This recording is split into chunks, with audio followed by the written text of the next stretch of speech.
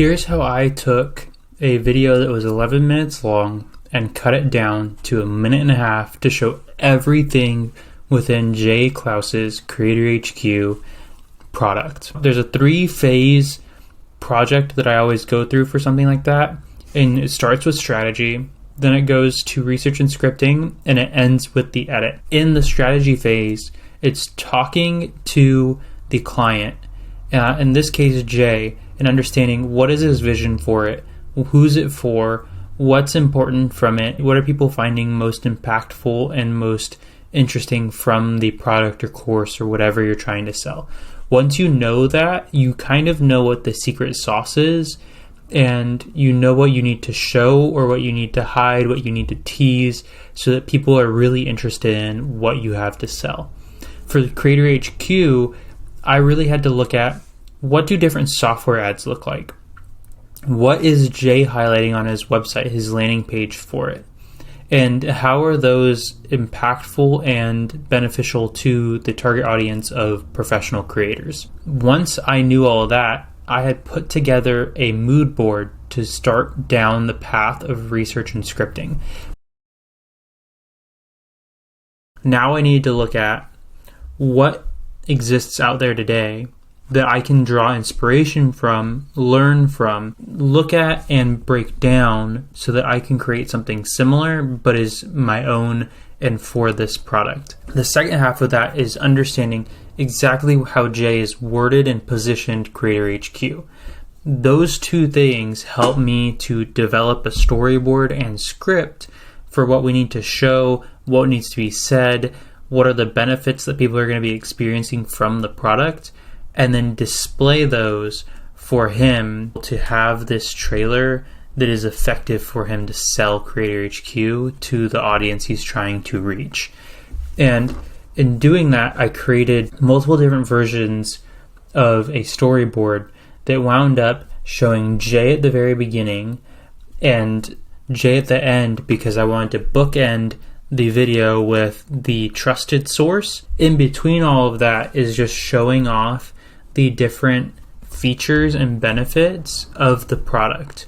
So we wanted to use title cards to introduce a new feature, introduce a new benefit, and then use screen recordings or screen animations to show off those actual features. I went the screen recording route over the screen animation route because having to redesign and redevelop the Notion UI would have been too costly and too time consuming versus just figuring out how to record the screen in a beautiful way to show off those features. I used Screen Studio to record everything, and then I used the filmmaking techniques of following the motion and cutting on action to make the screen recordings blend seamlessly in the edit. But all of that was part of the strategy before even getting to the edit. Once I got to the edit, that's where all of the magic really happens. I knew exactly what I needed to record. I knew exactly the vibe we were going for. And I had a whole script that I could follow and make it easier to be more creative in the edit. With the basic screen recording start, what I always do is I cut down the initial footage that I get to find the best takes. And then I get right into putting the script together in the edit.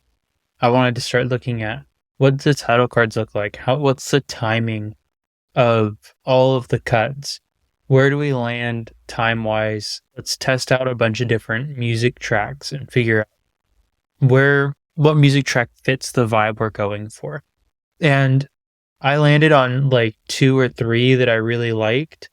And as I got further and further in the edit, I cut it down to just 2 that I really liked. And I gave Jay the option to choose which ones he wanted. Looking at the different screen recordings, and you can see here, if I zoom in, my avatar is my face here.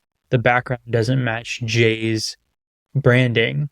And so what happened in version 2, as we got to version 10 here, I realized that I need to at least change the avatar on my Notion.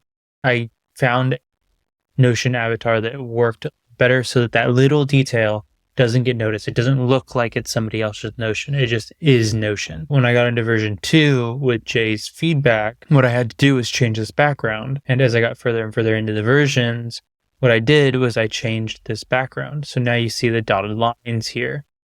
That's to match Jay's branding. It's also to create cohesiveness across the rest of the title cards and everything.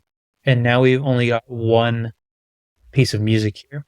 We've decided on our music track that we want to use, and we're just adding in all of the extra stuff that makes the whole video that much better. I realized in the edit, these need to be shown so that we have extra context. This needs to be shown so that the audience has more information. We're talking about how busy you can get, so we show that. We're talking about all the different things that you can get from the product. And so I wanted to do a little bento box grid to show all of the different major features of the product before getting into all of the details of what the product actually is, because we wanted to make sure every screen recording flowed seamlessly in the edit. And one of the ways to do that for me was to just follow the mouse. So whenever the mouse is moving one way, you try to complete the edit the same way. So if it's moving to the right, you move it to the right. And that's one of the main ways that I was able to make sure that the screen recordings look really good. We go through and we just keep refining until we get to the point where it actually looks really good and we have these final versions where everything's been really refined. We add some captions here so you can grab people's attention at the beginning. And we just make sure that everything, it looks absolutely amazing. So when you get the final output, or when the client gets the final output, the final edit makes sure that it's something that somebody's going to be really engaged by and really interested in for the edit. Now, one of the things that I didn't really talk about is sound effects. Every sound effect here is really intentional. I tried adding clicking sound effects. It became too cluttered. I tried adding a bunch of different things. It became too cluttered. So I really pared down the sound effects because it didn't really need that many sound effects to really show and accentuate the important aspects of the video. And so that's how I put this together and pretty much cut an 11-minute video and a huge product down into a minute and a half to show what people needed to know in a short span of time so that they could be informed and decide whether the product was for them or not. If you really liked this, leave a like down below, hit subscribe, and if you want to see more breakdowns of product videos and product ads and course trailers, let me know, because I love those types of videos. I love creating them, and you'll see more of those coming up in the channel.